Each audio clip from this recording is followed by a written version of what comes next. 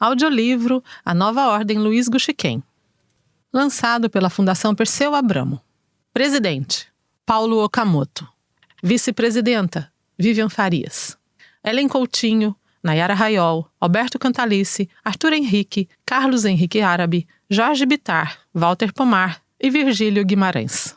Conselho Editorial: Albino Rubim, Alice Ruiz, André Singer, Clarice Paradis, Conceição Evaristo, Dainis Carepovs, Emir Sader, Hamilton Pereira, Laís Abramo, Luiz Dulce, Macaé Evaristo, Márcio Meira, Maria Rita Kel, Marisa Midori, Rita Ciparri, Silvio Almeida, Tássia Rabelo e Walter Silvério.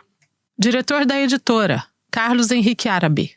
Coordenador editorial: Rogério Chaves. Assistente editorial: Raquel Costa.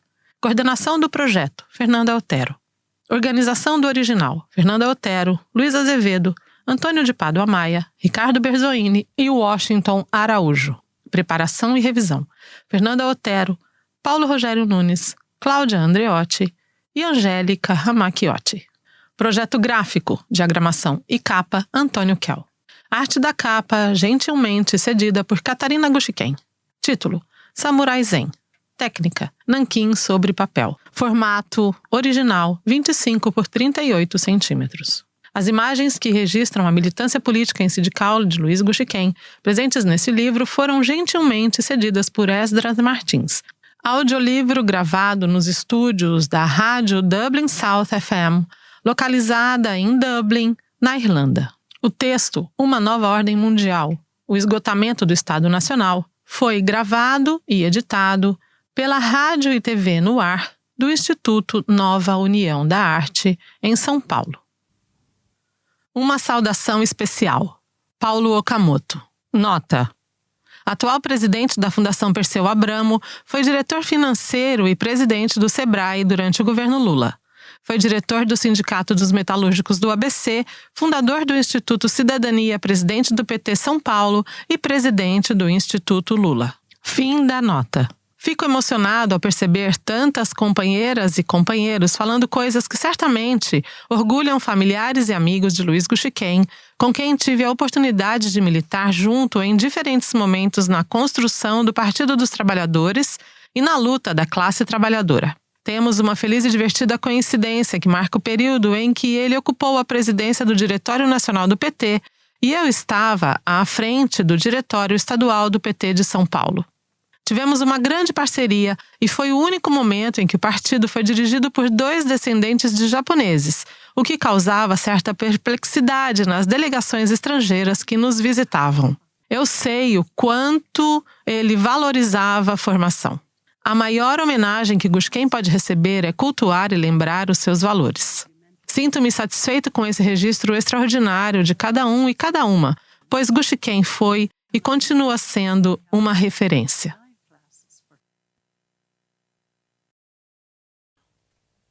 A Nova Ordem Luiz Gushiken.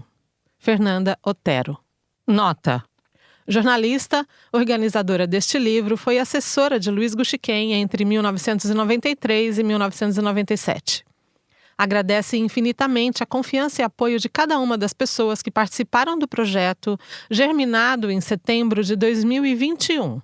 Agradece também ao seu filho, Gaudier Otero, pela paciência infinita e a Bianca Arruda Miranda, por ter empurrado para frente quando necessário. Esse livro é de vocês. Fim da nota. O mundo de hoje é um vulcão prestes a explodir. A solução exige novas instituições e valores sociais em escala mundial.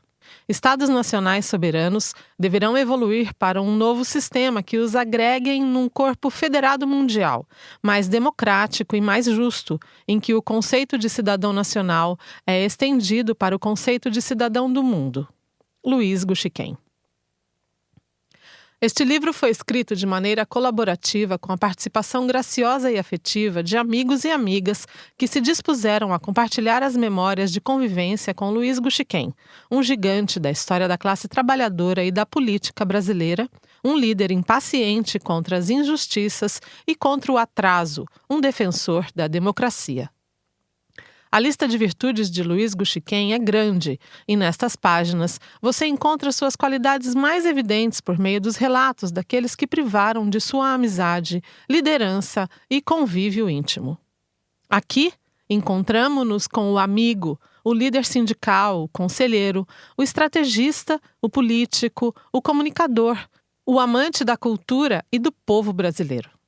Um deputado implacável quando se tratava de proteger o bem público, que desempenhou seus 3 mandatos com disciplina e fidelidade às suas origens, mas sem deixar de prestar atenção aos temas maiores. Prova disso é um requerimento de informação que questiona o Ministério das Relações Exteriores sobre o lixo transnacional, ou seu projeto de lei sobre o limite dos ganhos de brasileiros no exterior para a isenção de imposto de renda. Ou ainda, o projeto de lei que garantia a aposentadoria proporcional para as mulheres, num tempo em que a paridade salarial era um debate inexistente. Ora, se as mulheres não podiam ganhar o mesmo que os homens, que elas então tivessem o direito de se aposentar mais cedo. Não podemos esquecer do vanguardismo no debate sobre a previdência privada, no qual ele se tornou grande articulador e especialista. Muitos e tantos outros problemas, macro e micro, estavam no seu radar. A lista é grande. Um político que não se deleitou nos corredores do poder porque este nunca lhe subiu à cabeça. Nas próximas páginas, nos encontraremos com o Gushi. Luiz Gushiken nasceu em Oswaldo Cruz, estado de São Paulo, no dia 8 de maio de 1950. O primeiro dos 7 filhos de Shohei e Setsu Gushiken, imigrantes japoneses de Okinawa. Mudou-se para a capital em 1970, onde passou a maior parte da sua vida entre idas e vindas a Brasília e Indaiatuba, aquela cidade do interior paulista que não tem praia. Viveu 63 anos, deixou filhos e uma família amorosa que floresce com a vinda de novos herdeiros de seu honrado nome. Com o consentimento da família, este livro foi organizado e o primeiro e mais importante agradecimento que se deve registrar é este. Obrigada, Elizabeth Gushiken. Luiz Gushiken faleceu em 2013. Em sua última internação hospitalar, estimulado com o chamado do amigo Lula, ele fez questão de apontar caminhos e possibilidades ao analisar os eventos ainda desorientadores de junho daquele ano. O texto inédito, um depoimento colhido pela historiadora Selma Rocha, sua amiga desde os tempos da Libelu. Nota: a liberdade e luta, Libelu, foi uma tendência do movimento estudantil brasileiro nos anos 1970, ligada ao trotskismo e ao jornal O Trabalho, que era editado, à época, pela Organização Socialista Internacionalista, OSI. A Libelu ficou conhecida por ser a primeira tendência política a defender a palavra de ordem abaixo a ditadura publicamente.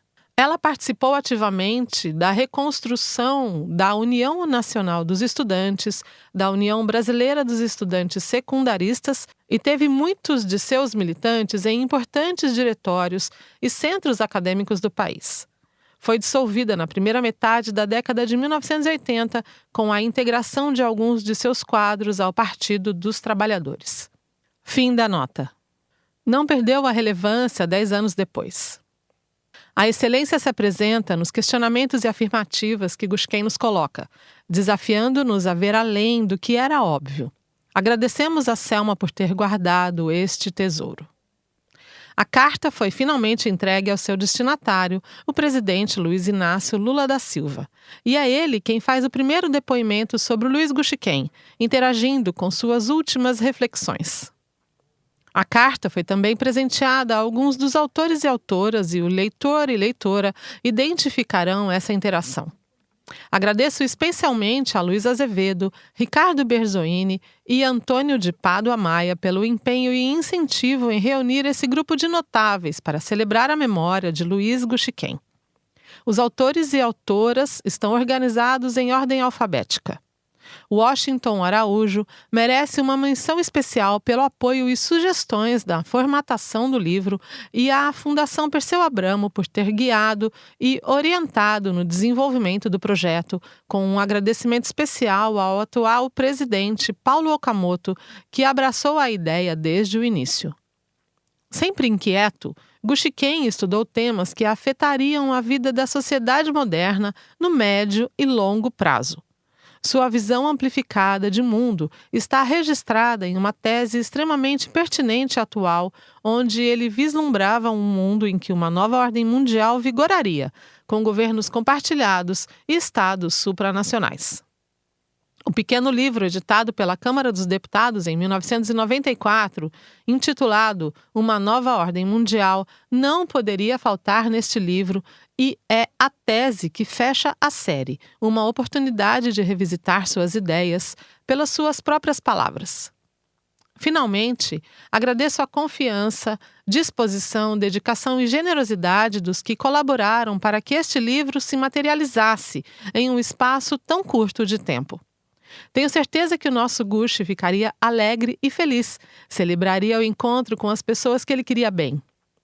Posso imaginar a sua alegria e o seu sorriso largo ao ler os textos, reagindo a cada parágrafo, sorrindo e comentando com seus amigos e amigas os escritos. Faltava a história ser contada por quem a viveu. Este livro não fecha as possibilidades de outros trabalhos, mas ele será certamente um farol. Desejo que as contribuições sejam inspiradoras para a evolução da espécie almejada por Gushiken. Luiz Gushiken não morreu. Está vivo e presente na memória de cada uma das pessoas com quem você se encontrará nas próximas páginas. Obrigada aos autores e autoras, Adacir Reis, Alencar Ferreira, Alexandre Maimone, Aloísio Mercadante, Ana Lu Camargo, Ana Júlia Carepa, Antônio Lassance, Ari Galvão, Arlindo Quinalha, Avelino Ganzer, Betão Moscovitch, Carlos Abicalil, Catarina Gushiken, Clodoaldo Jurado, Cristóvão Buarque, Dilma Rousseff, Eduardo Matarazzo Suplicy, Emerson Menin, Érica Cocai, Esdras Martins, autor das imagens, Eugênio Butti, Fernando dos Santos Ferreira, Fernando Moraes, Frei Beto, Gentil Gonçalves Filho, Gilmar Carneiro, Ideli Salvati, Jaci Afonso, João Vacari, Jorge Pérez, José Carlos Alonso, José Carlos Fernandes Costa, José Dirceu, José Eduardo Martins Cardoso, José Genuíno, José Jorge de Moraes, José Luiz Frade, Juber Canachiro, Júlio Turra, Lúcia Matias, Luiz Azevedo, Luiz Inácio Lula da Silva, Luiz Dulce, Manuel de Melo dos Santos, o Manezinho, Marcel Juviano Barros, Marcelo Antunes Martins, Maria Laura, Marcos Palácio, Mônica Giora, Oswaldo Laranjeira, Otaviano Pereira, Paulo Rogério Nunes, Raquel Casselnicas, Renato Rovai, Ricardo Berzoini, Roberto Vomero Mônaco, Rui Falcão, Selma Rocha, Sérgio Lírio, Sérgio Rosa, Tereza Ribeiro, Tirso Marçal, Tinho Urbinati, Tony Cotrim, Wagner Freitas, Walter Passarinho e Washington Araújo. Por fim, vale uma nota a respeito dos apelidos presentes nos textos a seguir que identificavam Gushiken para seus companheiros e companheiras. Com a saudável evolução ocorrida nos últimos tempos, tornou-se ofensivo alguns apelidos e tratamentos nos quais se destaca características físicas ou de origem migrante. Assim, pedimos que não considerem ofensivas as palavras e apelidos usados para se referir a Gushiken, que eram entendidos à época como amigável e carinhoso.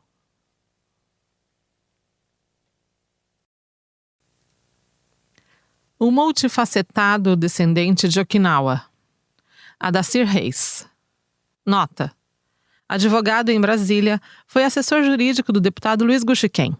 Ex-secretário de Previdência Complementar, integrou a Comissão de Juristas do Senado Federal para a reforma da Lei de Arbitragem e Mediação. É presidente do Instituto Santiago Dantas de Direito e Economia. Fim da nota. Minha convivência com o Gushiken se deu mais no campo do relacionamento humano do que político. Acho que o Gushiken era um estoico e um hedonista. Suportou a doença com bravura e, ao mesmo tempo, soube buscar o prazer nos momentos mais fugazes. Quando o conheci pessoalmente pelas mãos do Luizinho Azevedo, o Gushiken já era uma liderança nacional bem conhecida e estava indo para o que seria seu último mandato de deputado federal. Fizemos várias viagens pelo interior do estado de São Paulo durante sua campanha eleitoral. Para mim, logo ficou claro que o Gusquem não se ligava mais em política partidária. Tinha sido presidente nacional do PT, era membro da executiva nacional, mas aquela dinâmica de candidato e compromissos partidários já o aborreciam. O que interessava mesmo para ele era o debate de ideias. Eu tinha concluído há pouco tempo o curso de Direito da Faculdade do Largo São Francisco e fiquei surpreso com um político tão anticonvencional, tão diferente do estereótipo que existe por aí. Naquela época, a religião era um dos temas que mais lhe interessava. Por isso, estudou o assunto com método, com disciplina, ora como um pensador, ora como alguém à procura de um credo. Então, reeleito, ele me convidou para integrar seu gabinete como assessor jurídico. Nessa época, em Brasília, me lembro de como ele conciliava uma agenda de pressões com momentos de descontração. Quantas vezes, na primeira hora do dia, antes de começarmos uma pauta pesada na Câmara dos Deputados, íamos tomar banho na água mineral, que fica num parque natural dentro de Brasília. Parecia que o Gusquem estava de férias.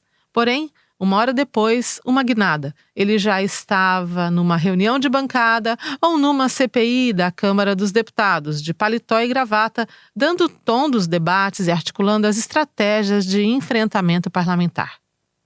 No seu último mandato como deputado, o Gusquem começou a tratar do tema da governança global.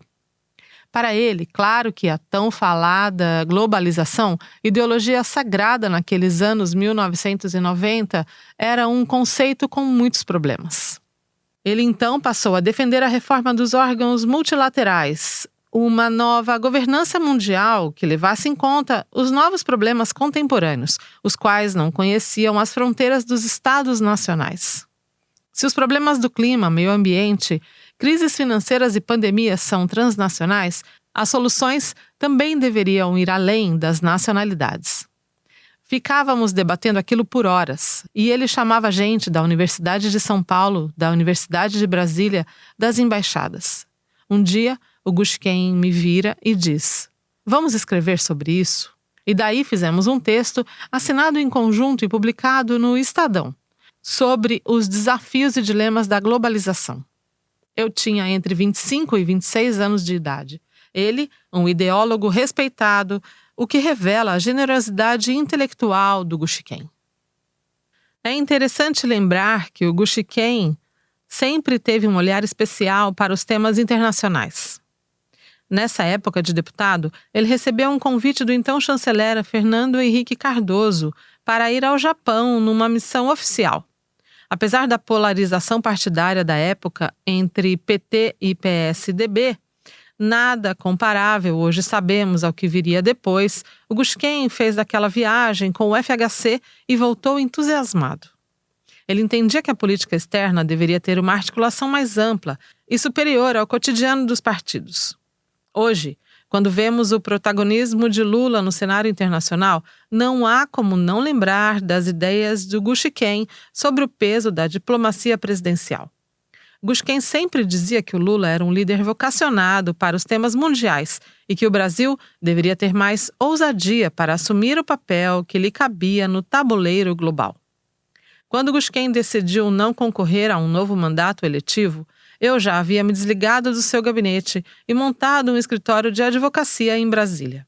Sua renúncia a uma fácil e nova reeleição surpreendeu a todos. Esse desapego de um mandato de congressista quebrava a lógica inercial das coisas. Nas voltas que o mundo dá, a eleição do presidente Lula em 2002 o trouxe de volta e ele não se furtou, já então com problemas de saúde, a uma nova experiência de vida, agora no governo central. O Gusquem foi um dos estrategistas da campanha presidencial de 2002. No governo Lula I, no auge do poder, o então ministro Gusquem, fazendo parte do chamado núcleo duro do Palácio Presidencial, encontrava tempo para sair das questões imediatas da política e especular sobre a viabilidade do ser humano como espécie.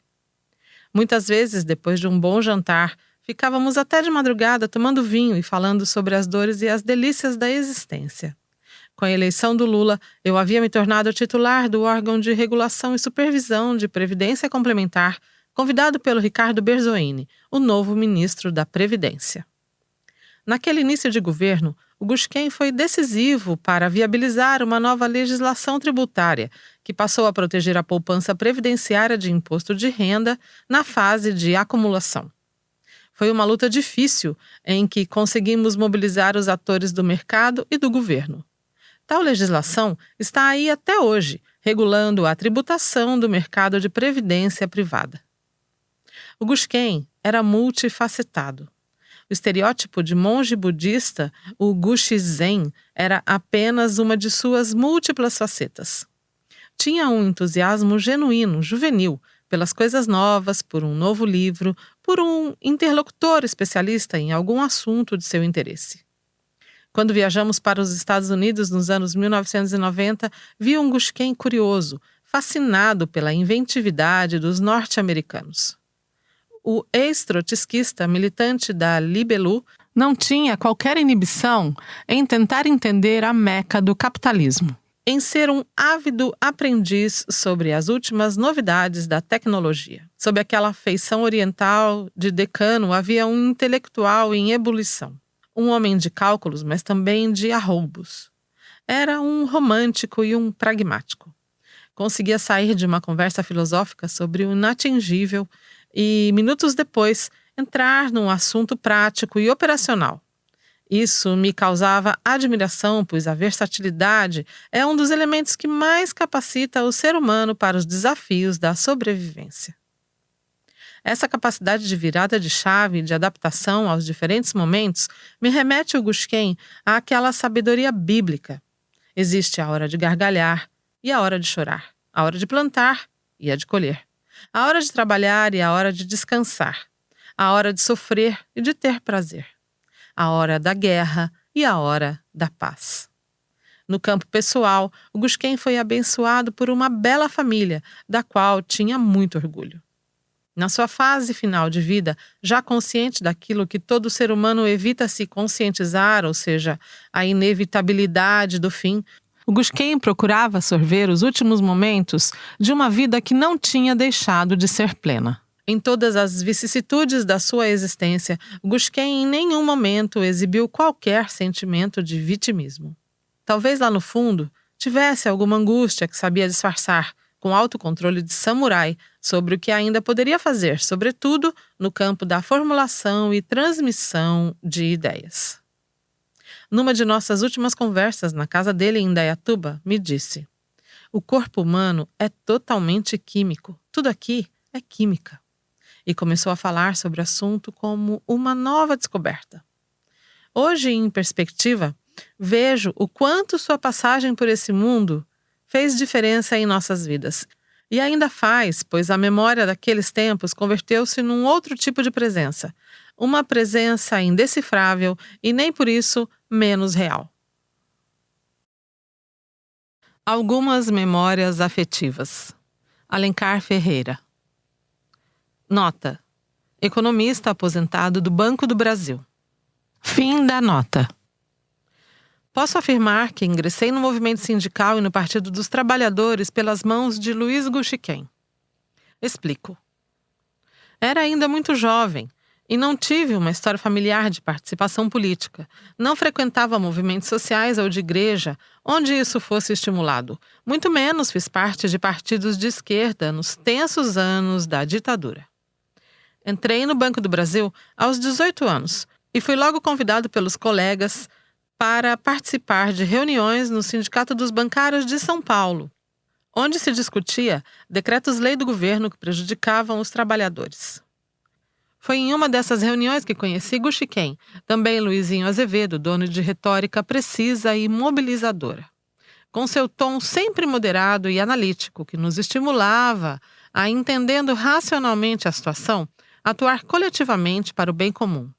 Era luta, amigos, e luta de classe das boas. Ainda neófito, mas já munido da retórica e dos sonhos de esquerda, participei ativamente das grandes mobilizações bancárias na década de 1980.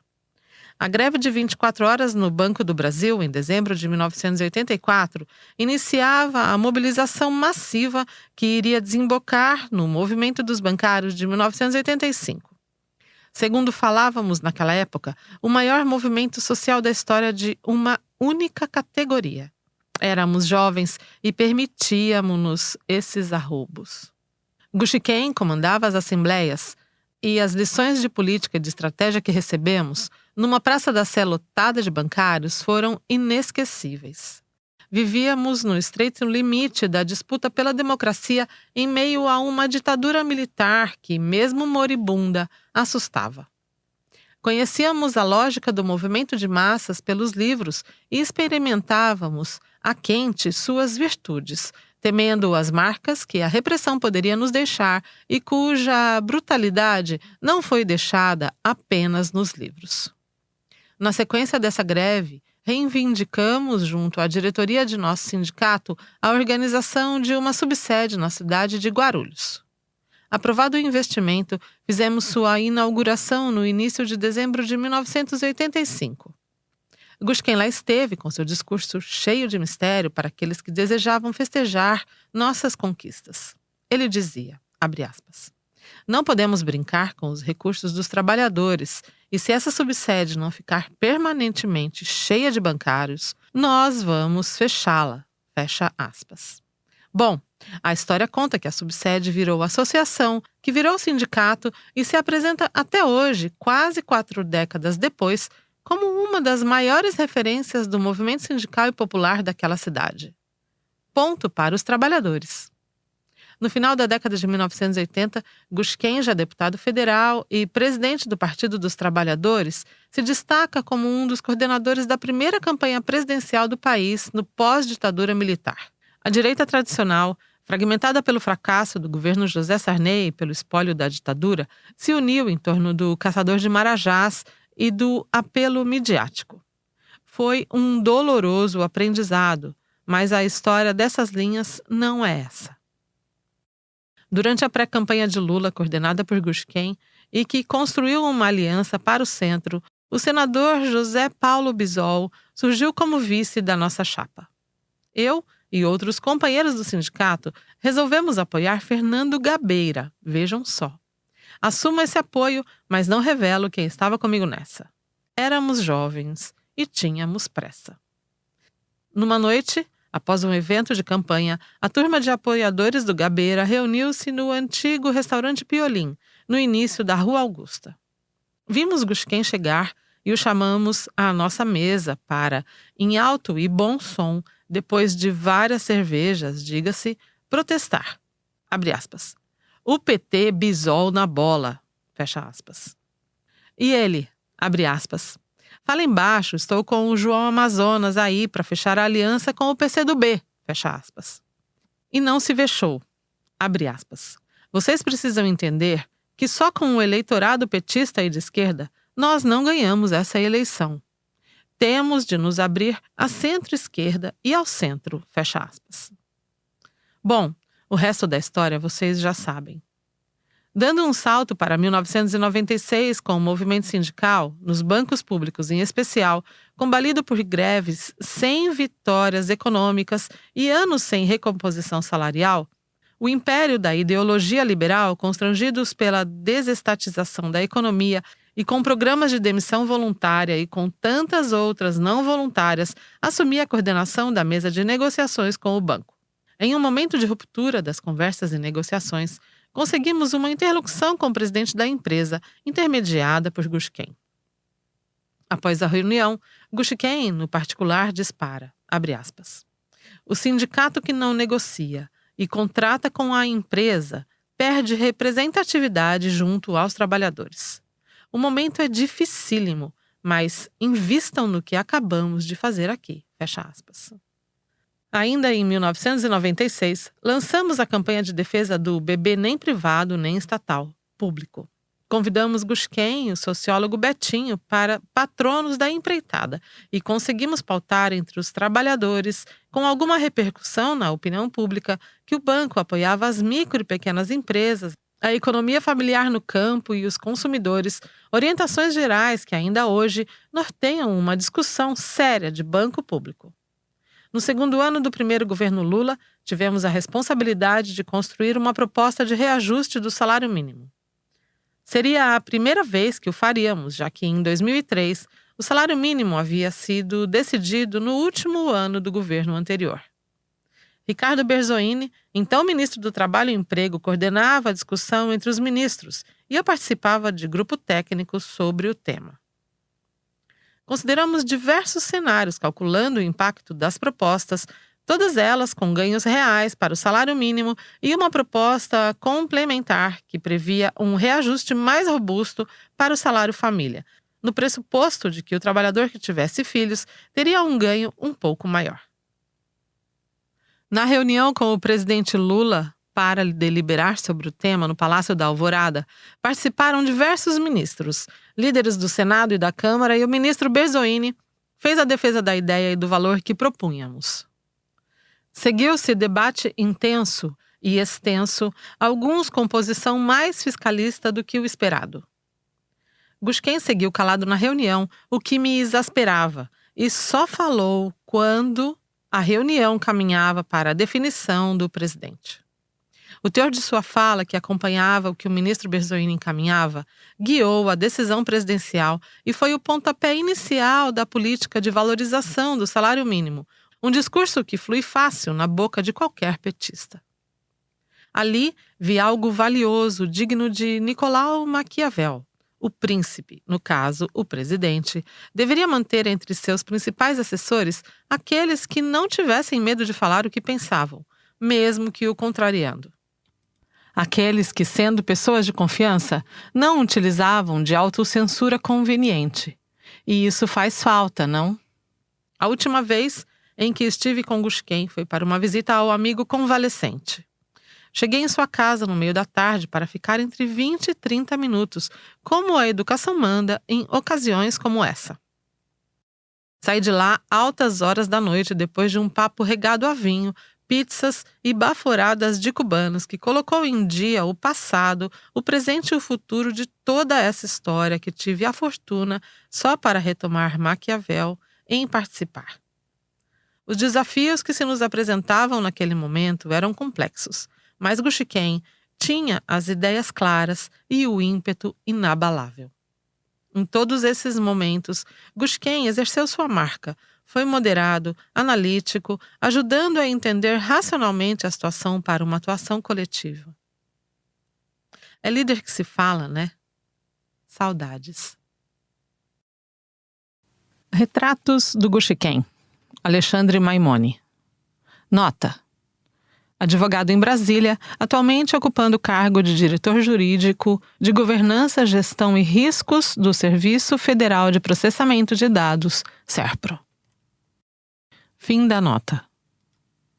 Ao receber o convite para participar desta coletânea em memória de Luiz Gushken, achei que seria mais interessante ao leitor se eu tratasse do aspecto humano da nossa convivência, tendo em vista que o caráter político das três principais fases da sua vida pública, dirigente sindical e partidário, deputado federal e ministro do governo Lula I, com certeza serão melhor descritos por figuras de renome que participam do livro.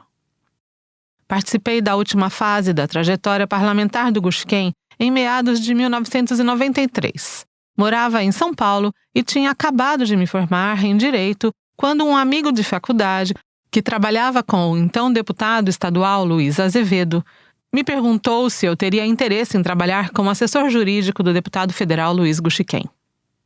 Só tem um porém, esse amigo falou. É para trabalhar em Brasília. Eu tinha 23 anos e fiquei encantado com a proposta e amedrontado também, posso confessar agora. Conhecia o Gushken da imprensa, das campanhas do PT, da qual ele tinha sido presidente durante a campanha de Lula em 1989. Ele era, ao lado de José Genuíno, Aloysio Mercadante e José Dirceu, uma das estrelas do partido no Congresso. Marcou-se um encontro meu com o Gushken em São Paulo. O gabinete dele ficava no Vale do Anhangabaú, esquina com a São João, num prédio antigo onde, por anos, ficou instalado um famoso painel eletrônico e cujo térreo era ocupado por um bar e restaurante bem tradicional, o Guanabara. A conversa entre nós pouco se assemelhou a uma entrevista de emprego. Foi mais uma troca de ideias sobre amenidades, vida pessoal. Para minha surpresa, Gushiken era sorridente e afável e tinha uma voz forte de locutor que impunha respeito. Era baixo, de ombros largos, rosto rechonchudo e meio barrigudinho. Fumava cachimbo. Logo, a minha timidez inicial foi se dissipando e estávamos conversando de maneira franca. Essa foi, sem que eu soubesse na época, a mais importante entrevista de emprego da minha vida. Cheguei em Brasília em julho de 1993 e nunca mais saí. Trabalhei no Congresso com o Gushi por quase 5 anos, até 1997. Ele tinha uma equipe em São Paulo talentosa e engajada. A maioria vinha das lutas sindicais, da militância partidária, sendo os principais o Paulo Bezerra e o Tirso Marçal. Em Brasília, o gabinete era comandado por um combativo militante de esquerda, o chileno Júlio Marim, o Paco. Eu era novo e sem experiência política comparável à dessa equipe, e com eles aprendi muito. O PT, derrotado em 1989, tinha possibilidades reais de ganhar as eleições de 1994, tendo em vista o trauma do país com o impeachment de Collor. Afigurava-se uma espécie de terceiro turno daquela eleição que, sabíamos, tinha sido manipulada. Lula percorria o país com as caravanas da cidadania e era líder absoluto nas pesquisas. Mas a direita se reorganizava sob o governo Itamar com a aliança PSDB-PFL. No primeiro semestre de 1994, eu estava no apartamento funcional em Brasília com Gushiken quando assistimos pela TV o lançamento da candidatura do então ministro da Fazenda, Fernando Henrique Cardoso. Um evento no ministério só com um grupo de políticos engravatados. Lembro de um sorrir para o outro, satisfeitos com aquele aparente fiasco, uma clara montagem para aparecer na mídia. Não sabíamos que, em breve, em 1º de julho daquele ano, seria lançado o Plano Real e, com seu êxito na estabilização da economia e o intenso uso eleitoral da máquina midiática, empresarial e governamental, FHC seria eleito presidente da República no primeiro turno. Cabe lembrar que o PT foi impedido de usar imagens das caravanas da cidadania por emenda na lei eleitoral de autoria do então deputado José Serra, que impediu o uso de imagens externas pelos candidatos. O curioso é que FHC tinha uma relação especial com Gushiken. Eles tinham ido juntos ao Japão quando Fernando Henrique era ministro das Relações Exteriores do governo Itamar Franco e desenvolveram uma relação próxima. Em uma ocasião, Gushiken me levou numa audiência com FHC, este já como ministro da Fazenda, para tratar de uma possível privatização do Banco da Amazônia, juntamente com um grupo de dirigentes sindicais bancários. E pude testemunhar o apreço e a deferência com que FHC tratou Gushiken. A relação com Lula também era muito especial. Posso estar exagerando, mas já comentei diversas vezes com amigos em comum que o gestual e o modo de falar do Gushi eram muito semelhantes aos do Lula, restando saber quem mimetizava quem. Gushi uma vez contou que começou a usar paletó e gravata ainda durante o movimento sindical bancário, indo contra o padrão do sindicalista de então. Dizia que era por uma questão de autoestima. Andar bem vestido o colocava em uma posição de igualdade ao negociar com os barões do sistema financeiro. Gostava também de curtir a natureza. Uma vez, fomos a Alto Paraíso, no norte de Goiás. No meio do caminho, ele pediu para pararmos o carro, um Gol branco, ano 1988, com placa de São Paulo, que ficava para uso do gabinete em Brasília. Quando passamos por um riozinho que ele queria conhecer. Ele não tinha pressa de chegar. Curtia cada momento. Nessa viagem em particular, ele falou muito da sua nova religião, a crença Bahá'í, que eu não conhecia. Era originária do Irã e estava sendo perseguida pelo regime teocrático daquele país com prisões e mortes, obrigando um contingente grande de praticantes a fugir. Gushi gostava de comer bem. Era comum chegarmos em um restaurante e ele perguntar há quanto tempo o garçom trabalhava ali. Se fosse bastante tempo, significava que a comida era boa, e geralmente era mesmo. Contava sempre a história de que os grandes sushi men não trabalhavam quando estavam tristes ou preocupados, pois a tradução diz que a energia do cozinheiro passa para a comida. Ele fazia questão de almoçar em casa sempre que podia, gostava de comer comida simples, de verdade. Em São Paulo, era comum irmos numa casa especializada em comida árabe no bairro do Paraíso e cujos garçons eram antigos da casa. Uma vez reeleito para seu terceiro mandato em 1994, Gushi revelou que aquele seria seu último. De 1995 em diante, assumia a chefia do gabinete dele em Brasília, mas o clima dele já era de despedida do parlamento e de preparação para seu sucessor na Câmara dos Deputados, que seria, muito exitosamente, o então líder sindical Ricardo Berzoini. Em 1996, casei com minha primeira esposa, mãe de meus 3 filhos, e tive a imensa satisfação de ter como convidados no casamento o Gushiken, a Beth e os filhos Guilherme, Helena e Arthur. No ano seguinte, com o apadrinhamento do Gushi, segui outros desafios profissionais e nossas vidas se separaram.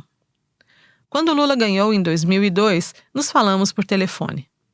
Ele me convidou para que eu fizesse parte do governo, mas segui no meu escritório de advocacia. Depois acompanhei de perto suas atividades, a composição do governo, vários companheiros e colegas em cargos importantes. Tempos depois, quando já estava começando o ruído do mensalão, nos encontramos num jantar na casa de amigos em comum em Brasília. Ficamos um bom tempo falando da vida, ele rindo muito e já mais magro e envelhecido devido ao tratamento contra o câncer, que anos depois o abateria. Não falamos de política, o que acho positivo, pois eu era, vamos dizer, da cota pessoal. Acompanhei muito entristecido o episódio do mensalão, as consequências para a família. Foi tudo traumático, mesmo ele tendo sido depois absolvido. Gosto de lembrar dos momentos mais alegres, quando, por exemplo, ele me contou aos risos que nos anos 1970, quando ainda estudante de administração na FGV e militante da Libelu, foi com uns amigos fazer um mochilão pelos rincões do Brasil. Dormiram num barracão e na manhã seguinte havia um monte de crianças em volta deles curiosos. Nunca tinham visto um japonês. Fazendo esta retrospectiva de memórias esparsas, concluo com a constatação nada original de que Gushiken era um sujeito, antes de mais nada, que pensava fora da caixa. Foi o primeiro, ou um dos primeiros, a enxergar a importância dos fundos de pensão para os trabalhadores quando ninguém falava disso. Interessou-se ativamente por uma religião iraniana pouco conhecida, da qual tirou a ideia de que o conceito de Estados nacionais já não servia para resolver os problemas da humanidade, sendo necessária a instituição progressiva de um governo global. Usava paletó e gravata no movimento sindical. Ele me dizia que não foi fácil. Houve críticas quanto à vestimenta burguesa. Fumava cachimbo. Uma assessora da época testemunhou o encontro de Gushiken com Miguel Arraes para formalizar apoio deste a Lula nas eleições de 1989 e se surpreendeu com o mutismo dos dois que, por longos minutos, ficaram sentados, um fumando cachimbo, o outro charuto, numa verdadeira pagelança de caciques. Desistiu de seguir no parlamento, mesmo sendo uma liderança nacional e tendo chances de fazer uma longa carreira, preferindo abrir caminho para novos líderes. E, no que me toca diretamente, contratou um rapaz recém-formado em Direito para trabalhar como seu assessor em Brasília, alterando sua vida para sempre. E o Imaro e o brasileiro que nunca desistiu, Aloysio Mercadante. Nota: professor doutor aposentado de Economia pela Universidade Estadual de Campinas, Unicamp, e professor licenciado pelo Departamento de Economia da Pontífice Universidade Católica de São Paulo. Fundador da CUT e do PT, foi deputado federal, senador e presidente do parlamento no Mercosul. Foi ministro de Ciência, Tecnologia e Inovação, ministro da Educação 2 vezes, ministro-chefe da Casa Civil da Presidência da República. Foi presidente da Fundação Perseu Abramo e coordenador do programa de governo da campanha do presidente Lula em 2022. Atual presidente do BNDES. Fim da nota. Conheci Luiz Gushiken no final da década de 1970, antes mesmo da fundação do PT e da CUT. Nossos caminhos se cruzaram primeiro no movimento estudantil e depois no movimento sindical. Ele, presidente do Sindicato dos Bancários de São Paulo, e eu, presidente da Associação de Professores da PUC. Naquela ocasião, o foco e a destreza oriental já se mostravam presentes nesse combativo e comprometido militante. A família de Luiz Gushiken, o brasileiro que nunca desistiu, veio de Okinawa, pequena ilha no extremo sul do Japão.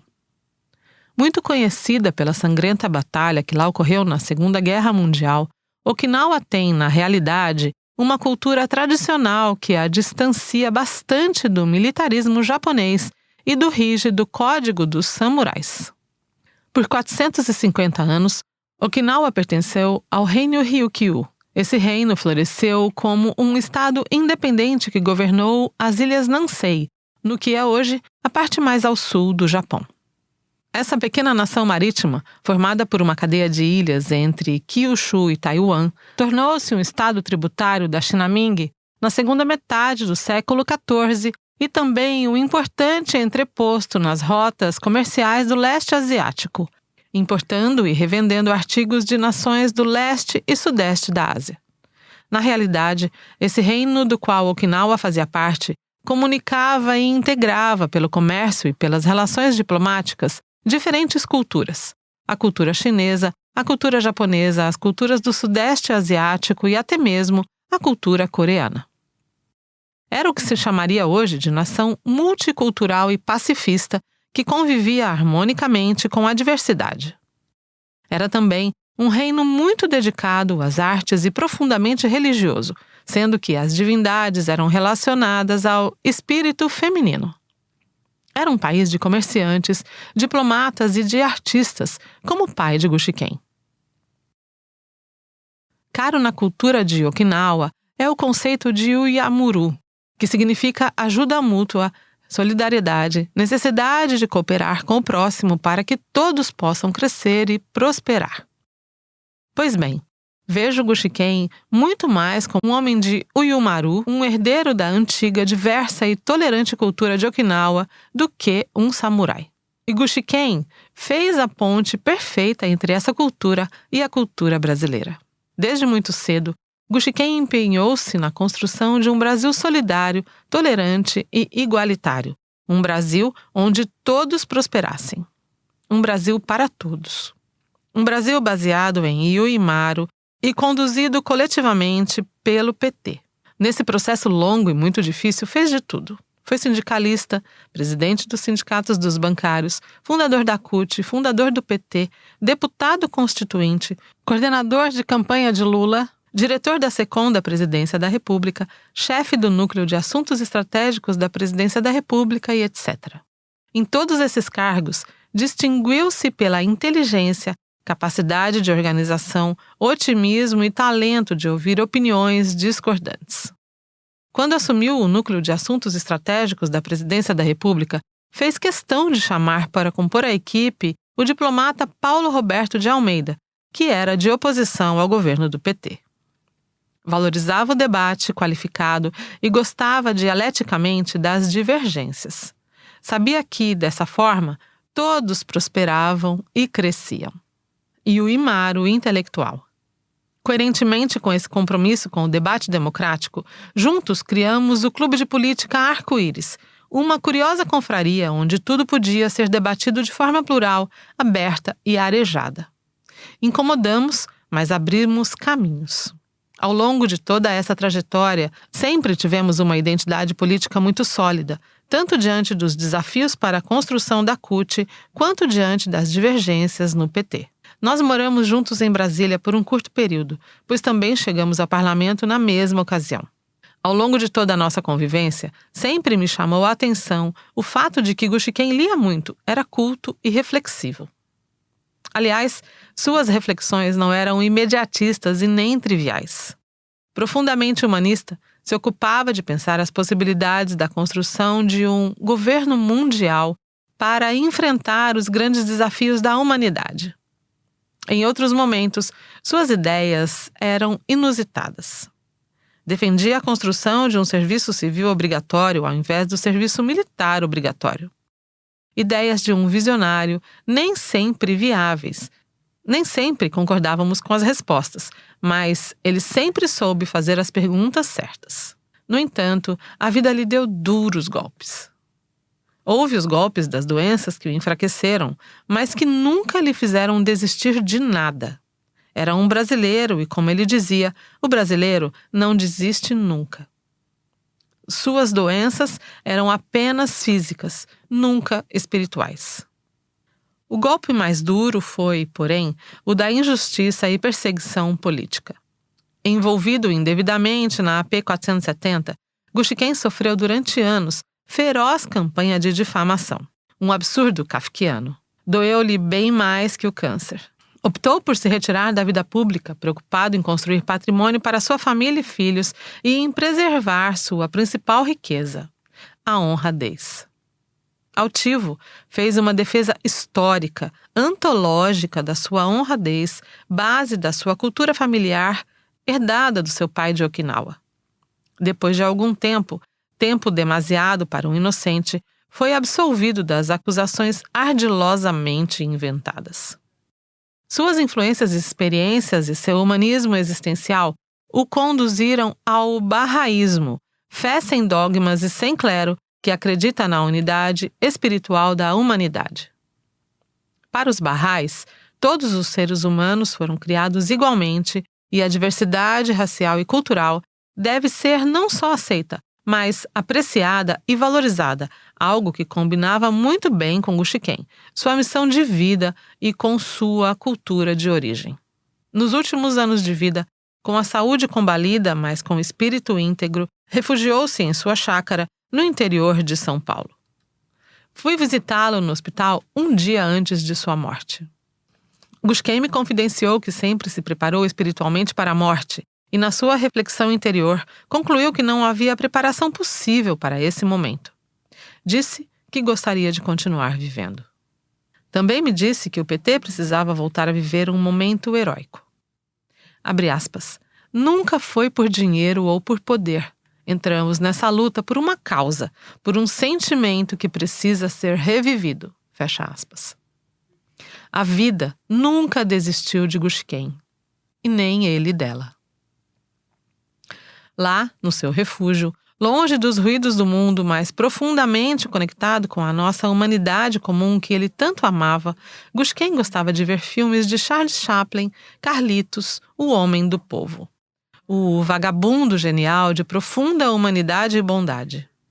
A personificação da vida. O homem em risos, lágrimas, solidariedade e esperança. A melhor cor em preto e branco que o mundo produziu. Gushiken, guiado pelo Yui Maru, continua por aqui no Brasil, em Okinawa e em todos os lugares onde há humanidade.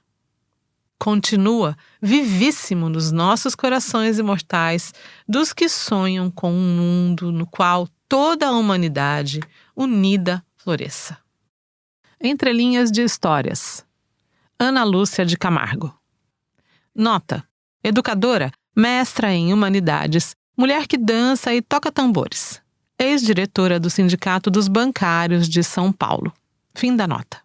Uma jovem de 15 anos entra como trabalhadora em um banco e rapidamente aprende o quanto o mundo do trabalho pode ser opressivo, o quanto utilizam a imagem das mulheres, a sua capacidade de acolhimento, o quanto hipersexualizam sua imagem. Em pouco tempo, ela observa que não existe uma relação justa nesse mundo. E como que por encanto, um super hippie chega, bate no balcão da agência e grita: "Folha bancária!" Como uma jovem curiosa e sem medo, ela vai até o balcão ver o que era aquilo e assim começa a conhecer as lutas de outras mulheres e homens contra um sistema que explorava o trabalho. Próximo passo: se sindicalizar. O mesmo hippie de pequenos óculos começa a conversar com essa jovem e ela começa a se encantar por esse mundo diferente, através das poucas linhas do jornalzinho que chegava todos os dias e falava sobre um mundo melhor, com menos exploração, menos assédio, melhores salários e condições de trabalho.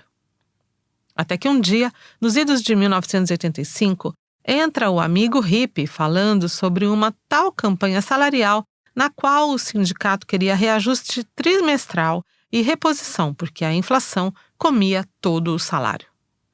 Essa garota, por curiosidade, participa da grande assembleia convocada pelo sindicato, onde ela vê um oriental baixinho com uma força descomunal, que gritava em cima do carro de som em plena Praça da Sé.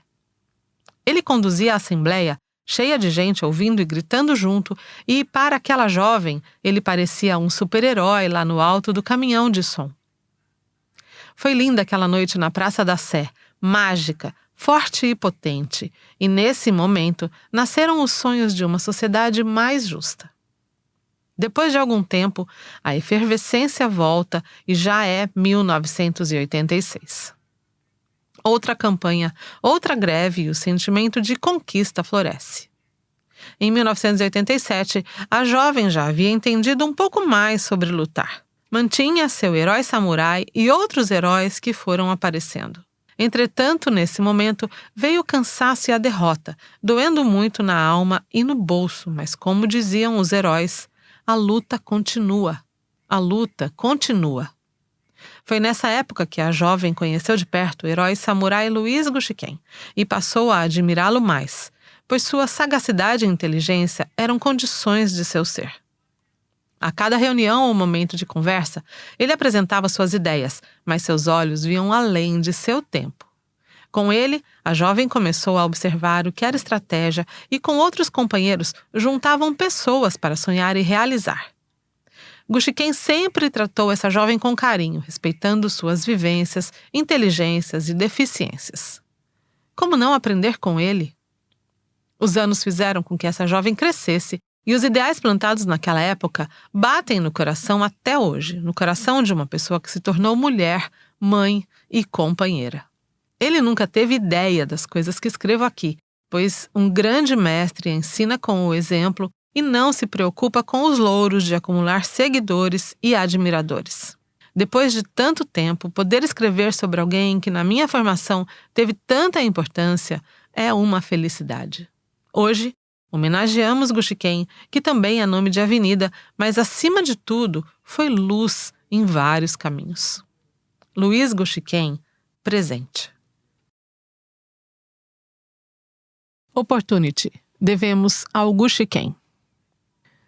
Ana Júlia Carepa, Carlos Abicalil e Ideli Salvati. Nota. Ana Júlia Carepa, ex-senadora do Pará. Carlos Abicalil, ex-deputado federal do Mato Grosso. Ideli Salvati, ex-senadora de Santa Catarina. Fim da nota. Nota da narração. O capítulo contém algumas notas de rodapé que serão retiradas da narração. Fim da nota. Após 10 anos da morte de Luiz Gushiken, vivemos um momento em que cada vez mais se comprova a perversidade e os malefícios provocados pelo lawfare. O ataque, a perseguição, a eliminação de adversários políticos ou econômicos utilizando o aparelho de Estado, parte do judiciário, do Ministério Público, e em conluio com os setores da grande imprensa, emergem com força total nas denúncias dos abusos e crimes cometidos pela Operação Lava Jato e na ação penal AP 470, mal denominada de Mensalão. Temos a oportunidade e devemos fazer a verdadeira justiça a Gushiken. Sua absolvição não foi por falta de provas, não. Foi por sua absoluta e inconteste inocência, inclusive pela ausência do crime. O Mensalão é uma farsa.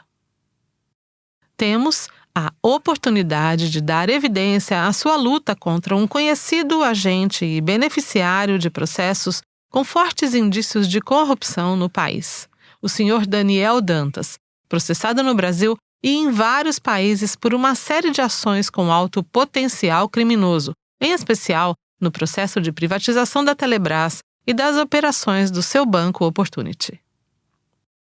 Temos a oportunidade de exigir que processos de privatização com tantos indícios de falcatruas e prejuízos ao Brasil sejam decisivamente investigados e os corruptores, em especial, exemplarmente punidos.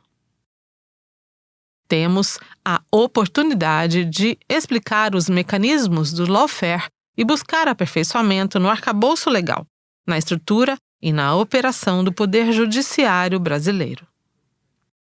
A disputa política e de interesses econômicos conflitantes, fruto de projetos distintos para o Brasil, se espraiou após a vitória do presidente Lula em 2002.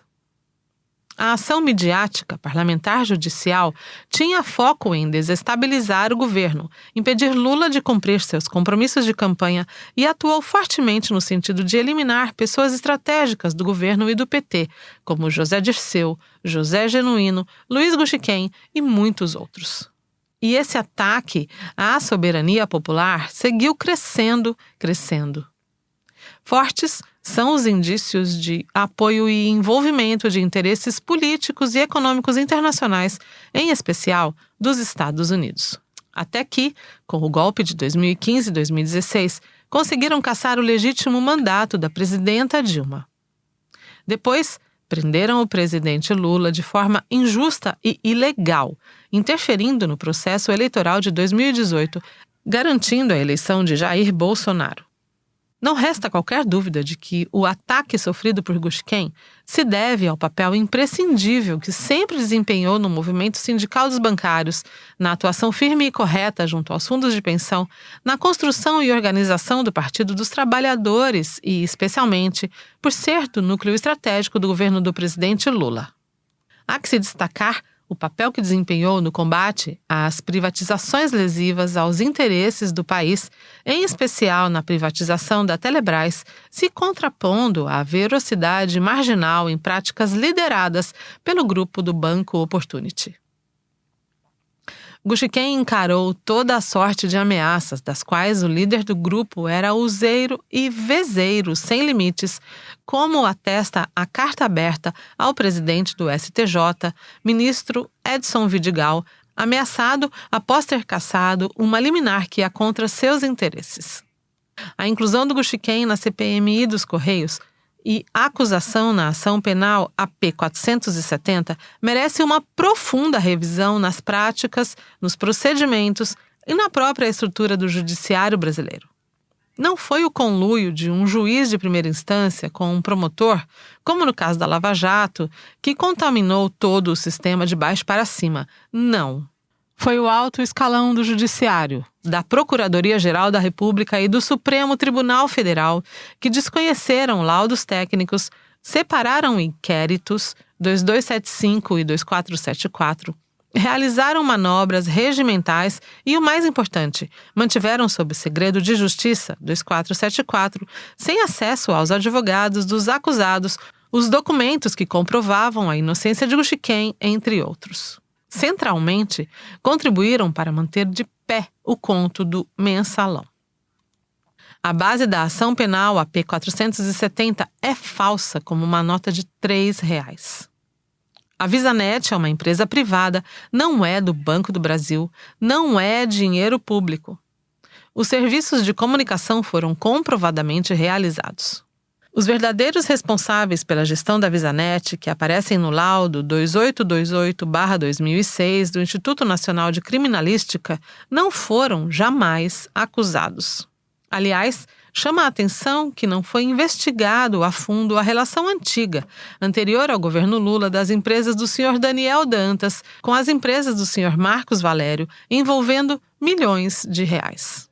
O relatório final da CPMI dos Correios foi profundamente controverso, a ponto de os membros do PT na comissão apresentarem um voto em separado, um relatório paralelo, que, embora derrotado, deixou registrado boa parte dos indícios das irregularidades e práticas criminosas que não foram devidamente investigadas pela comissão. Foi o relatório paralelo, posteriormente encaminhado ao Ministério Público, que embasou ações judiciais contra o senhor Daniel Dantas e o Banco Opportunity.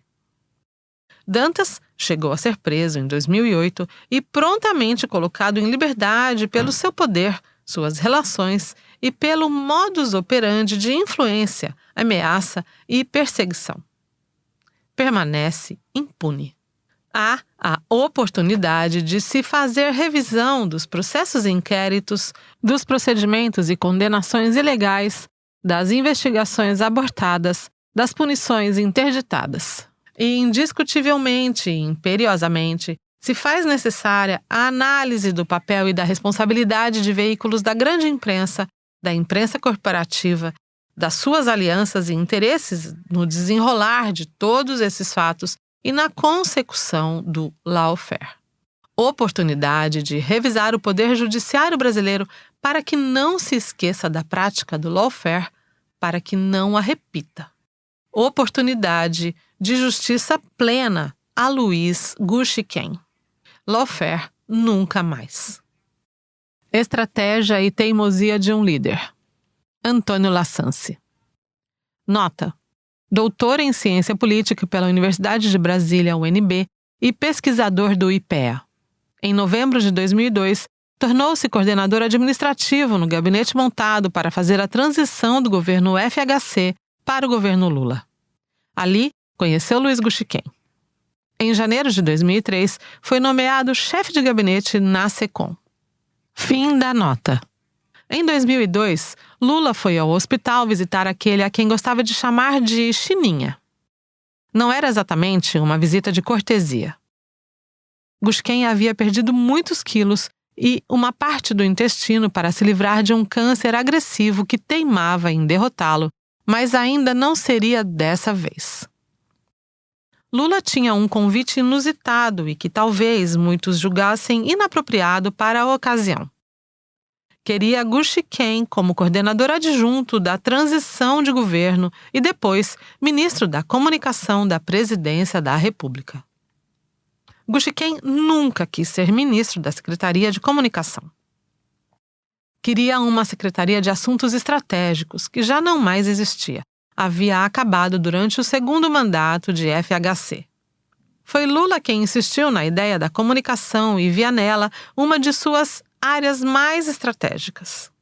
Precisava não de um comunicador ou publicitário, de quem já dispunha, mas de um estrategista político para orientar a área. A teimosia de Gushiken em recriar a pasta de assuntos estratégicos gerou uma solução para uma cabeça de Janos: a Secretaria de Comunicação e Gestão Estratégica da Presidência da República. Gushiken era aficionado por estratégia.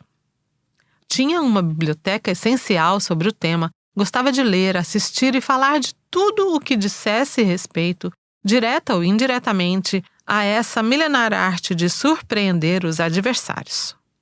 Gushiken foi fundador do PT em 1980, membro de seu Diretório Nacional, presidente do partido de 1988 a 1990 e coordenou a heróica campanha de 1989, a do Lula lá. Foi também secretário sindical nacional e vice-presidente nacional do PT.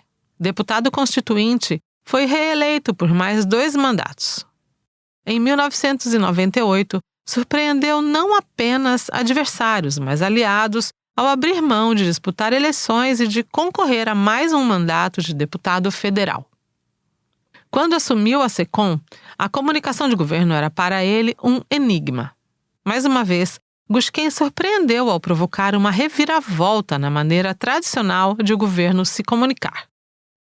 Antes do governo Lula, havia ministérios como o da Educação, de Paulo Renato Souza, o da Saúde, de José Serra, e o de Desenvolvimento Agrário, de Raul Jungmann, que suplantavam em muito a estrutura de comunicação da própria Presidência da República. A partir de Gushiken, os ministérios passaram a fazer exclusivamente a publicidade dita de utilidade pública. A publicidade institucional de governo passou a se concentrar privativamente na SECOM da Presidência. O governo federal passou a ter um negociador único, a SECOM, da verba publicitária. A partir de então, a relação com os veículos de comunicação inverteu-se. Alguns veículos eram privilegiados na distribuição de verbas publicitárias, sem qualquer relação com a audiência ou com o público-alvo das campanhas. Quando Gushiken determinou que a audiência seria usada como um dos critérios objetivos de remuneração, a SECOM reduziu significativamente o gasto publicitário com a Rede Globo e elevou a das demais. Isso levou o SBT a alfinetar a concorrente com um anúncio publicitário de agradecimentos pelo uso do Ibope como critério de distribuição da verba publicitária. Por sua vez, o critério de orientar o gasto em publicidade conforme o perfil do público-alvo e dos veículos de maior proximidade em cada público levou a um maior direcionamento do gasto para pequenos veículos de cidades do interior. Pela primeira vez, tomou lugar uma estratégia de regionalização da publicidade governamental. A própria equipe da SECOM começou a cadastrar e a incentivar o processo de formação ou fortalecimento das associações de veículos do interior, que se organizaram para contratar mecanismos para a aferição de audiência, para que pudessem ser remunerados de acordo com sua capacidade de difusão da informação. Em paralelo, Gushiken havia montado 2 cães de guarda em seu trabalho, um para latir e outro para morder. Uma parte de sua equipe de imprensa organizou um boletim destinado a propagar as boas notícias das realizações do governo. Era o chamado Em Questão, uma espécie de Voz do Brasil, só que em formato impresso. O Em Questão tornou-se rapidamente o principal instrumento governamental de divulgação de notícias positivas do governo Lula. Embora tivesse versão impressa, sua maior circulação se dava por e-mail. A imprensa, ironicamente, o apelidou de Pravda, em russo, a verdade, nome do famoso jornal oficial da antiga União Soviética. A fama disseminada acabou ajudando a divulgar sua existência e a atrair atenção para ele. Ao final de 2006, o Em Questão chegava impresso ou por e-mail diretamente a 500 mil de pessoas. Outro instrumento, criado ainda em 2003, foi o Café com o Presidente, que levava ao rádio o recado semanal e ao vivo do presidente da República. O cão de guarda, responsável por morder, era um radar chamado de Carta Crítica. Era produzido por uma equipe coordenada pelo grande jornalista Bernardo Kucinski, que desde a campanha eleitoral de 2002 fazia a análise das notícias publicadas pela imprensa. Kucinski produzia as cartas críticas durante as madrugadas e o documento seguia bem cedo para o Palácio da Alvorada. O presidente lia tomando café ou durante suas caminhadas às 6 horas da manhã. As cartas eram críticas tanto em relação aos erros da imprensa diante do governo, consideradas falhas a serem corrigidas com explicações, quanto aos erros do governo com a imprensa, com a opinião pública e em relação aos problemas graves do país. Lula sistematicamente usava a carta crítica como um roteiro para os seus puxões de orelha em ministros na primeira hora da manhã. Um dos ministros insistentemente criticados por Kucinski era um certo Antônio Palocci, o ministro da Fazenda, que reclamou com Gushiken. Abre aspas. O Bernardo tem que parar com isso. Todo dia o presidente me liga para reclamar. Fecha aspas. Abre aspas. O Palocci, é exatamente para isso que chamamos o Bernardo. Fecha aspas. Defendeu Gushiken. Em 2004, Gushiken abriu uma nova frente de expansão da publicidade de defesa da imagem governamental.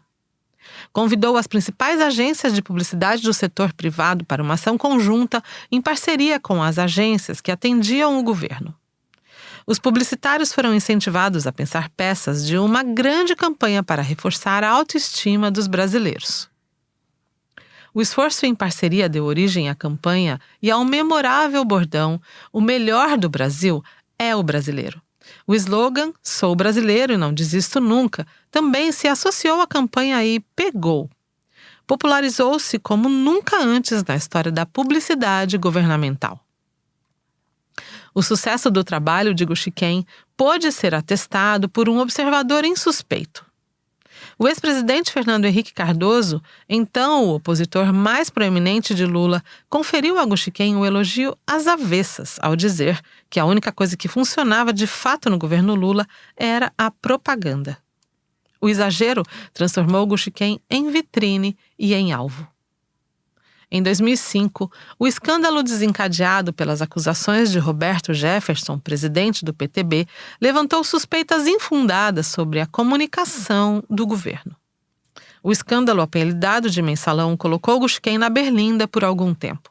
Guxiquem, desde o início, manteve-se convicto de que não havia dinheiro da comunicação no dito mensalão. As cifras aventadas eram muito superiores ao próprio orçamento da comunicação de governo e era impossível que recursos gastos para pagar publicidade veiculada em empresas privadas de comunicação fossem parar em campanhas eleitorais. Não fazia sentido. As empresas teriam que veicular publicidade de graça e repassar recursos para partidos aos quais acusavam em seu noticiário. Guxiquem foi inocentado na peça elaborada pelo Procurador-Geral da República no relatório de Joaquim Barbosa e pelo voto de todos os ministros do Supremo Tribunal Federal. Convidado a permanecer no governo em um segundo mandato, Guxiquem achou que isso não faria bem nem a ele e nem ao governo. Poucas semanas depois de ter completado seus 63 anos, Guxiquem reuniu a família. Fez um balanço de sua vida, falou dos desafios do governo Dilma e do PT. O câncer havia voltado em definitivo e a medicação já não produzia qualquer efeito a não ser os mais negativos. O 13, que o acompanhou por toda a sua vida política, selou um derradeiro fim. No dia 13 de setembro de 2013, Guxiquem deixou a vida e entrou para a história. Um caminho de experiências e vitórias. Ari Galvão. Nota: formado em filosofia, pós-graduado em gestão de políticas públicas sociais. Trabalhou durante 15 anos no Sindicato dos Bancários de São Paulo. Foi funcionário da CUT São Paulo e assessor da Federação Nacional das Associações dos Empregados da Caixa, FENAI, durante 25 anos. Atualmente aposentado. Fim da nota. Eu e o Nelson Canezin fomos contratados no mesmo dia para trabalhar no Sindicato dos Bancários de São Paulo, Osasco e região, em 1985. O Marco Palmaiani e o Marcos Carratu me indicaram para o sindicato. Na época, eu era estudante e militante do PT no Jaguara e depois da Lapa, engajada no movimento estudantil e sindical. Fui da Regional Lapa, junto com Wilson e Valdir. Distribuíamos a folha bancária nas agências da região. Fazíamos sindicalização e tratávamos de denúncias e de vários problemas dos bancários. Demorei alguns dias para entender como sobreviver naquela estrutura. A convivência no sindicato tinha extremos com várias divergências e convergências de ideias e, nessa hora, os amigos são fundamentais. Difícil buscar lembranças após 40 anos e ter um relato que seja fiel, sem esquecer de alguém. Eu tinha grande admiração pelo Guxiquem, em particular. Um mestre respeitoso, dono de uma didática única, sempre com grande habilidade de convencimento e paciência para tratar de qualquer que fosse o problema. O problema era que tínhamos poucos momentos de tranquilidade. Às vezes ele estava lendo jornal, rindo e, em outras ocasiões, xingando, sempre emitindo opiniões. Falava alto, chamando as pessoas e correndo pelos corredores para falar com Julinho de Gramont ou com o Luizinho no setor de imprensa. Trabalhavam lá também a Nelly, João Negrão, Arnaldo e Eton.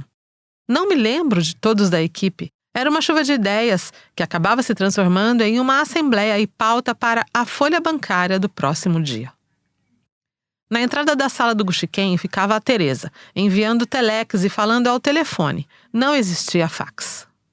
Na sala dos bancos privados, ficavam Paulo Arnone, Vani, Tita, Gilberto e outros mais. Na sala de bancos públicos, Fernando e Sérgio Rosa. A diretoria ocupava o 18º andar da rua São Bento, mas tinha ainda o 19º e o 20º andar, onde ficava a administração e outros departamentos. No Recursos Humanos trabalhavam Carlão e o Zacarias. Na arrecadação, Alexandre, Detinha e Madalena. Por lá, também era fácil encontrar os advogados Guimarães, Mário, Glória, Douglas, Tatuí e outros. Na retaguarda, Tia Nazaré, Neuzinha, Cleusa e Dona Jura, além do nosso prezado Batista, Chiquinho e outras figuras. O Guxi era o mais zen, já o Gilmar, Tita e o Luizinho mais agitados. Na época, eu não tinha contato com Augusto Campos, Lucas Busato, Paulo Dantas, Assi e outros. O Guxe, o Gilmar e o Luizinho falavam alto e comandavam as agitações nas ruas. O Guxe chegava muito cedo e, após o almoço, dormia no chão forrado de papel. Uma imagem difícil de descrever. Em plena batalha, ele apagava por alguns minutos. Imagine o grupo de teatro de rua com Cachoeira, Jorginho Odara e a Banda do Peru passando pelos andares, chamando os dirigentes para descer para as ruas do centro de São Paulo. Guxe tirava os sapatos e colocava embaixo da cabeça e apagava. Acordava como se nada tivesse acontecido. O Guxiquem destoava da maioria dos dirigentes. Comunicativo e com uma capacidade especial de aglutinar e de mudar opiniões em torno de objetivos comuns. Junto com a diretoria, traçava estratégias e articulava propostas para uma greve nacional dos bancários. Embora ele fosse o chefe, a fisionomia dele era sempre aquela que animava o grupo. Sempre de camisas brancas, difícil lembrar de outra cor, terno social preto e gravata, não tinha barba. Eram fios de bigode e cavanhaque, um autêntico Okinawa. Quem já conhecia as suas franjas sabia daquele trejeito. Cada passada de mãos para colocar os cabelos para trás era o sinal de recuo ou de calma. Quando passava as duas mãos no cabelo para trás e as mãos no rosto, sai da frente que vem porrada. O sindicato como um todo começou a traçar propostas e planejar com outras entidades em nível nacional. Os estados tinham realidades diferentes, com acordos em separado, pisos e salários distintos.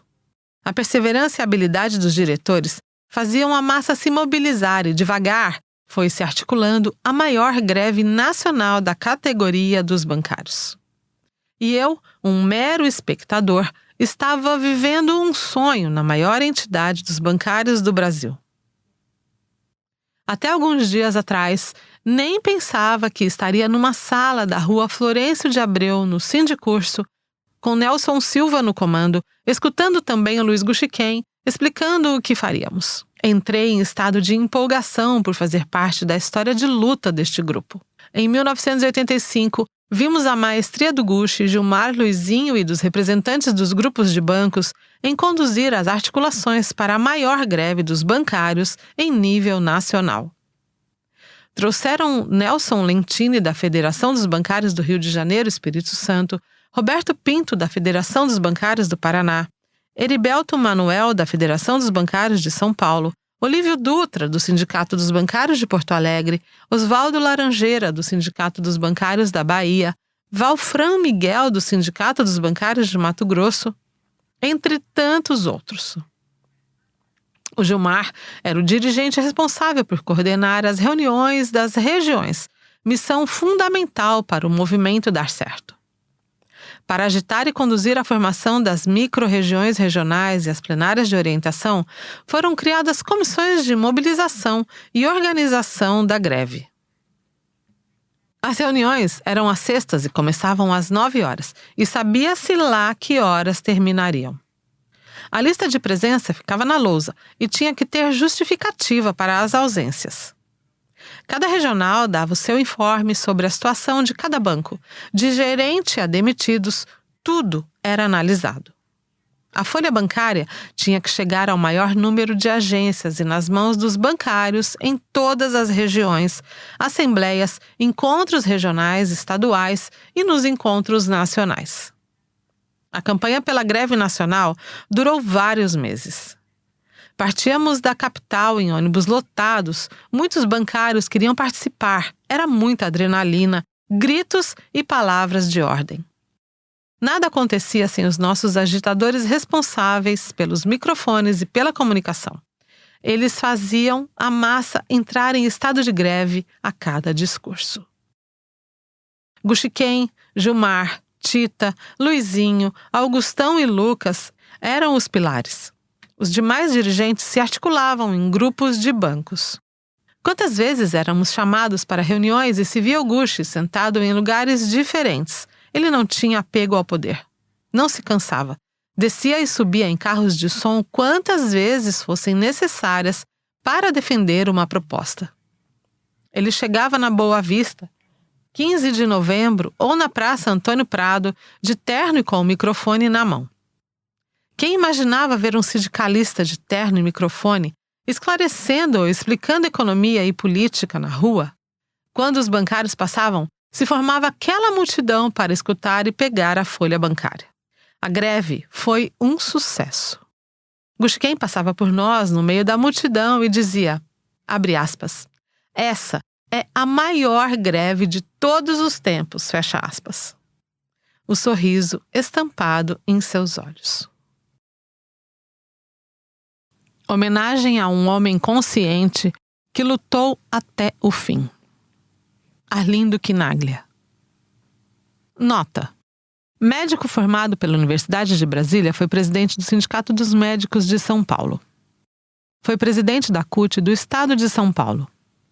Eleito deputado estadual em 1990, atualmente no 8º mandato consecutivo de deputado federal, foi presidente da Câmara dos Deputados e do Parlamento do Mercosul.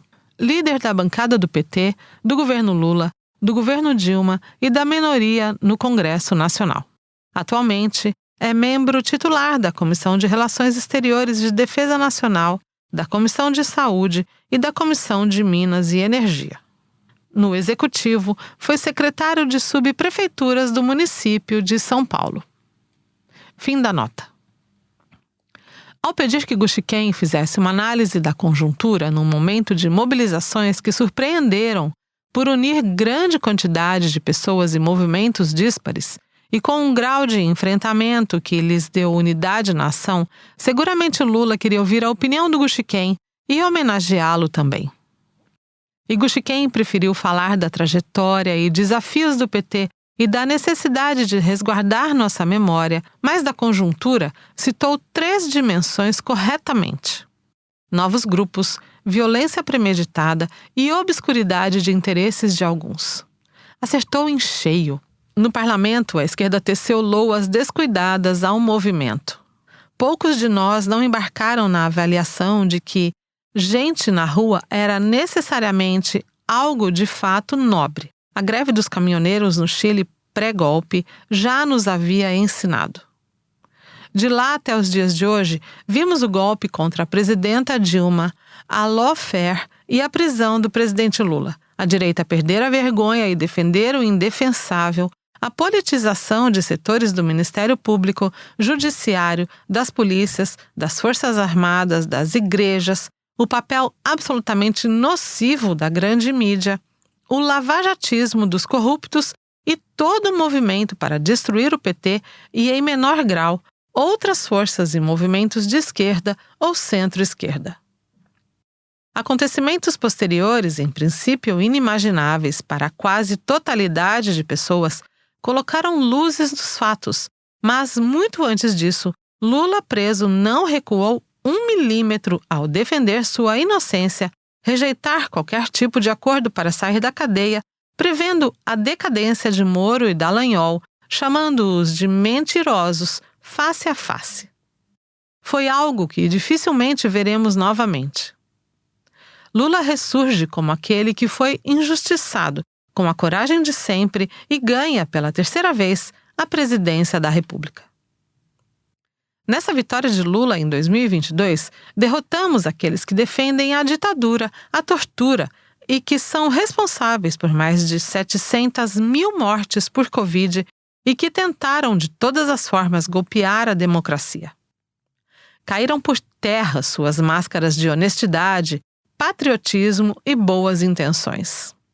Todos sabem disso, ainda que muitos continuem mentindo. Nada será mais forte na defesa do PT, incluindo a vigília em frente à sede da Polícia Federal em Curitiba, e que mostrou ao mundo todo do que é capaz nossa determinada militância.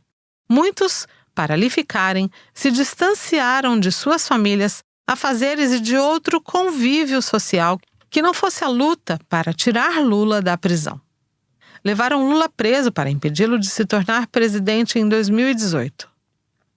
E essa foi a verdadeira e gigantesca fraude daquelas eleições.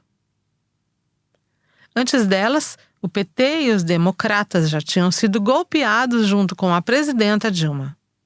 É uma parte indelével da nossa história e da nossa luta. Nossa mobilização não foi suficiente para mantê-la no cargo de presidente.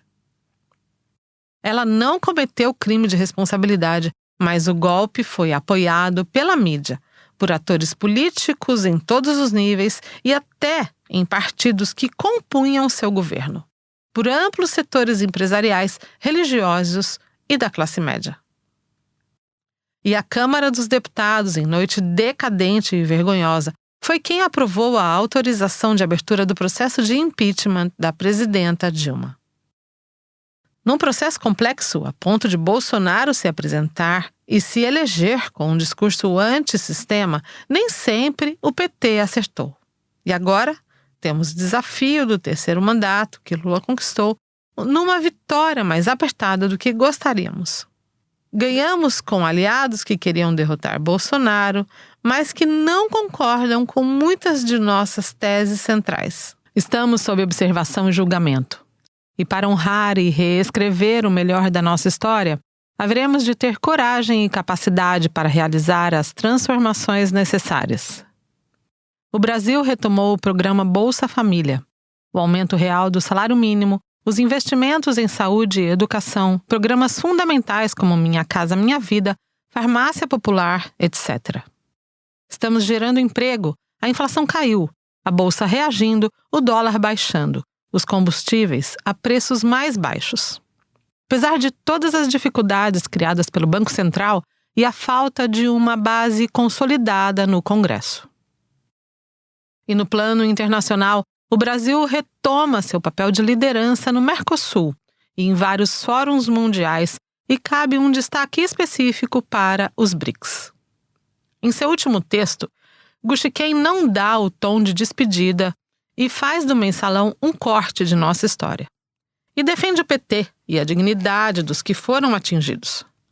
Vale registrar aqui a dignidade de Gu Shiquem ao enfrentar corajosamente os que tentaram desqualificá-lo na CPI. Saiu maior do que entrou. O ataque brutal a que se refere, todos sentimos como ele. Aqui, de maneira pública e num texto curto, não é adequado um aprofundamento da análise que o PT precisa fazer. Não para corroborar as teses da direita, mas para mostrar o PT que criamos e fizemos crescer numa sociedade escravocrata, opressora para milhões de brasileiros e que, sem idealizar, nos vê como instrumento de lutas, de esperança e de conquistas para melhorar o país e a vida de todos. Certamente, Gu Shiquem, quando refletiu sobre reescrever nossa história, tinha elementos preciosos de análise. Uma história pessoal de lutas e destaque por onde passou. No movimento sindical, foi presidente do Sindicato dos Bancários de São Paulo, fundador e dirigente da CUT. Também foi presidente do PT Nacional, ministro poderoso no governo Lula e, acima de tudo, tinha autoridade política e pessoal. Nos seus momentos derradeiros, com um esforço inimaginável, escreveu a essência de uma vida. Fizemos e fazemos o bom combate e nossa história deve ser escrita por nós e não pelos adversários. Com todos os desafios que enfrentamos e que temos pela frente, Gu Shiquem faz muita falta. Uma referência forte. Avelino Ganzer. Nota: gaúcho vive com a família no Pará, onde são agricultores familiares. Iniciou-se na política a partir da teologia da libertação. Foi delegado sindical, diretor e presidente do STR de Santarém. Fundador e dirigente nacional da CUT e do PT, secretário de Relações Internacionais da CONTAG. Membro do Diretório Nacional. Participou do governo Dilma e hoje está na coordenação do programa 50+50 do governo federal. Fim da nota. Eu era migrante no coração da Amazônia em 1972, junto dos meus 9 irmãos, de uma família de 11 irmãos. Havia migrado para participar da colonização da Transamazônica, a BR-230, promovida pelo governo militar após o golpe de 1964. Não demorou muito tempo, fomos encontrados pela Igreja Católica Progressista, com a teologia da libertação que nos ajudou a compreender parte da realidade que vivíamos, inclusive o abandono do próprio governo e a ausência quase total dos serviços básicos de saúde, educação, transporte e etc. A própria igreja nos orientava sobre a importância dos sindicatos e da organização em associações, cooperativas, etc. Mais adiante, tivemos a presença do imortal educador de base vindo para Santarém, Pará, Antônio Vieira. Com Vieira veio a formação política fundamental e, com ela, as ideias classistas. Vieram as oposições sindicais e os sindicatos combativos, chamados o Novo Sindicalismo. Nos anos 1980, Vieira trouxe para o debate ideias e propostas vindas do Sindicato dos Bancários de São Paulo e uma referência forte, dizia ele, um japonês chamado Luiz Gushiken. Depois veio a primeira conclate, a Pro-CUT. O que me chamava mais atenção era o tempo que o companheiro Gushiken encontrava para dialogar, questionar e depois dar sua opinião orientadora. Imaginem um agricultor familiar migrante na Amazônia se encontrar esporadicamente com alguém que Antônio Vieira também admirava e ainda receber sua atenção. Isso marca profundamente e dá direção objetiva de profunda firmeza. Mais tarde, eu na Executiva Nacional da Central Única dos Trabalhadores CUT, Gushiken, deputado federal, sempre nas conversas que tivemos, falava da importância do partido e das disputas, e que nunca o poder legislativo deveria se sobrepor ao partido e também para não abandonar a construção e fortalecimento dos sindicatos e da CUT. Quando elegemos o primeiro governo Lula, eu não fui para o governo, voltei para a base agrícola no Pará. Acompanhava à distância Gushiken no governo Lula e sua labuta interna no caminho de melhoramento do processo de comunicação do governo do PT com as massas. Assim, Luiz Gushiken vive em cada um de nós, na batalha por uma sociedade socialista e um sindicalismo classista de luta, de base e de massas.